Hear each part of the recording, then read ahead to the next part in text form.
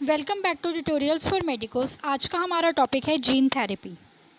Gene therapy start करने से पहले मैं आपको जीन क्या होता है और थेरेपी क्या होता है इन दोनों का मतलब समझाना चाहूँगी।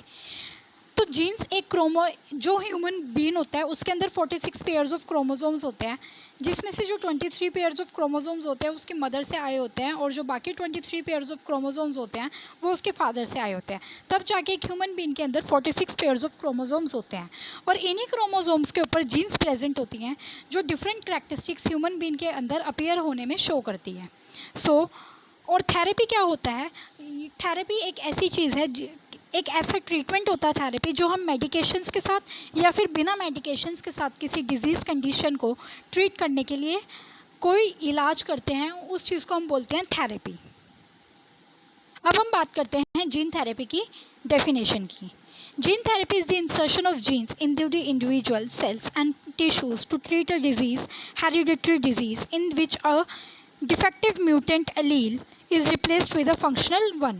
तो जीन थेरेपी एक ऐसा थेरेपी होती है जिसके अंदर जो इंडिविजुअल के डिफेक्टिव म्यूटेंट एलील्स होते हैं, मतलब जो करेक्टरिस्टिक्स शो करते हैं इंडिविजुअल्स के अंदर, उसके टिश्यूज़ या सेल्स के अंदर हम जीन्स को रिप्लेस कर देते हैं with the help of the syringe के साथ हम रिप्लेस करते हैं। किसको?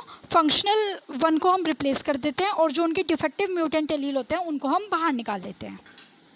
फिर दूसरी डेफिनेशन इसकी आती है, gene therapy is the process of inserting genes into the cells to treat disease को ट्रीट करने के लिए सेल्स के अंदर जीन्स को इंसर्ट करते हैं ना, उस चीज़ को हम जीन थेरेपी बोलते हैं। और जो न्यूली इंसर्टेड जीन्स होती हैं वो जो प्रोटीन्स प्रेजेंट होते हैं उस चीज़ को इनकोड करती है, एक कोऑर्डिनेशन बनाती है और उसके बाद जो डेफिशिएंसी होती है जीन के अंदर उस चीज़ को वो डिडक्ट कर देती है, मतलब ख़त्म कर देती है डेफिशिएंसी को। अब हम बात करते हैं types of gene therapy.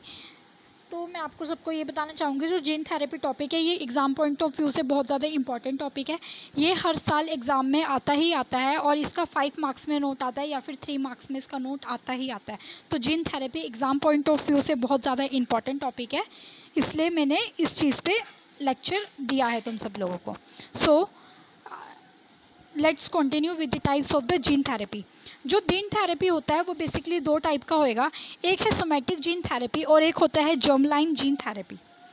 Somatic gene therapy का मतलब क्या होता है? Therapeutic and genes are transferred into the somatic cells of the patient. Any modifications and effects will be restricted to the individual's patient only and will not be inherited by the patient's offspring. Okay. तो somatic gene therapy में क्या होता है, जो patient के sales होते हैं उसमें से हम जो डिफेक्टिव जीन्स होते हैं उनको निकाल लेते हैं और जो थेरेपेटिक जीन्स होते हैं उनको पेशेंट्स के सेल्स के अंदर डाल देते हैं। और जो भी हम पेशेंट के अंदर मॉडिफिकेशन कर रहे हैं सोमैटिक जीन थेरेपी के अंदर, जो भी पेशेंट के जीन्स के अंदर मॉडिफिकेशंस कर रहे हैं वो सिर्फ पेशेंट तक ही रहेंगे, लेकिन जो पेशेंट के आगे ऑफस्प्रिंग्स होंगे उनको उन मॉडिफिकेशंस का कोई भी फ़ायदा नहीं होएगा। ये होती है सोमैटिक जीन थेरेपी। अब हम बात करते हैं जर्मलाइन जीन थेरेपी की। Germline cells is sperms and eggs are modified by the introduction of functional genes.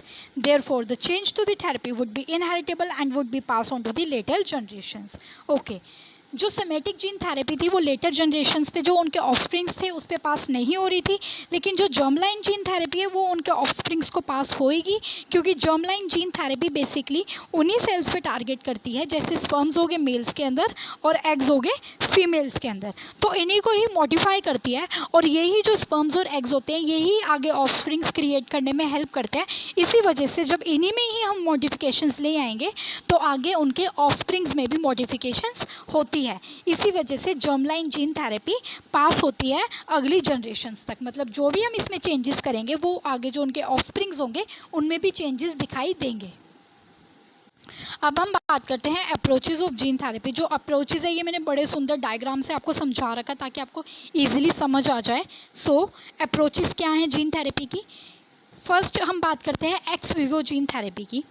Transfer of gene in cultured cells, example bone marrow, and then reintroduced into human body. मतलब हम sales को क्या करेंगे, transfer करेंगे jeans के अंदर culture cell के अंदर, जैसे कल्चर सेल्स कौन से हो गए, बोन मैरो के जो सेल्स होते हैं उनके अंदर ट्रांसफ़र करेंगे, ठीक है, और उसको दोबारा से री इंट्रोड्यूस करते हैं ह्यूमन बॉडी को। अब हम देखते हैं स्टेप बाय स्टेप कि ये सब चीज़ें कैसे होती है। तो फर्स्ट स्टेप क्या है, जेनेटिक डिफेक्ट सेल्स आइसोलेट, मतलब एक ह्यूमन की जो बॉडी होती है उसके अंदर जो जेनेटिक डिफेक्टेड सेल्स होते हैं, जो जिसमें जीन्स के डिफेक्ट होते हैं, उन सेल्स को हम आइसोलेट कर लेते हैं, मतलब उन सेल्स को हम बाहर निकाल लेते हैं। उसके बाद क्या होता है, culture to grow in laboratory, उसके बाद उन सेल्स को बाहर निकालने के बाद हम लेबोरेटरी में ग्रो करते हैं। लेबोरेटरी में ग्रोथ करवाने के बाद उन सेल्स की introduction of therapeutic genes to correct gene defect, मतलब जब उन कि हम लेबोरेटरी में ग्रोथ करवा देते हैं, उसके बाद हम उन थेरेपेटिक जीन्स को, मतलब जो इलाज करने वाले जीन्स हैं, जो उनको ट्रीटमेंट प्रोवाइड करेंगे, वो वाले जीन्स को हम रिप्लेस कर देते हैं, जीन डिफेक्ट जो डिफेक्टिव जीन्स होते हैं उनके साथ हम रिप्लेस कर देते हैं। After replacing that defective genes, what we do is genetically corrected cells are grown fully.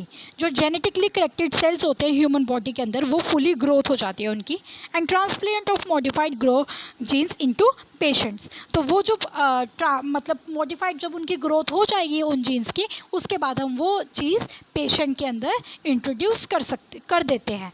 तो ये steps होते हैं ex vivo gene therapy की। ex vivo का मतलब होता है आउटसाइड, तो एक्स मतलब आउटसाइड, किसी बाहर से अगर हमने कोई थेरेपी ली है, बाहर से इन्वायरमेंट के मतलब इन्वायरमेंट की हेल्प से अगर हम किसी चीज़ को तैयार कर रहे हैं तो उसको हम बोलेंगे एक्स विवो जीन थेरेपी। जैसे ये बॉडी के अंदर ना होके बाहर लेबोरेटरी में तैयार हो रही है, तो इसको हम बोलेंगे एक्स विवो जीन थेरेपी।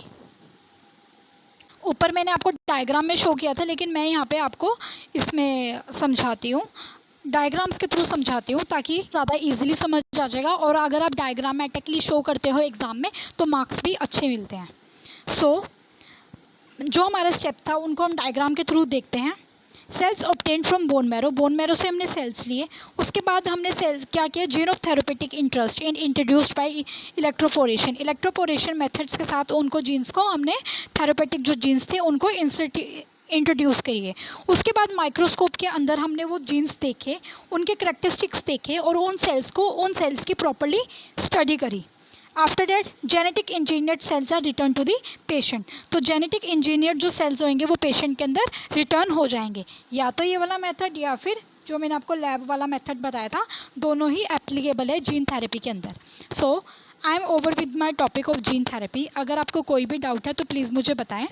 मेरी वीडियो समझ आई हो तो प्लीज़ लाइक करें, और नई नई वीडियो जानने के लिए मेरे चैनल पर बने रहें, और मेरे चैनल को सब्सक्राइब करना ना भूलें, बेल आइकन दबाना आप लोग ना भूलें। सो प्लीज़ बेल आइकन ज़रूर दबाएं। Thank you so much for watching. Bye.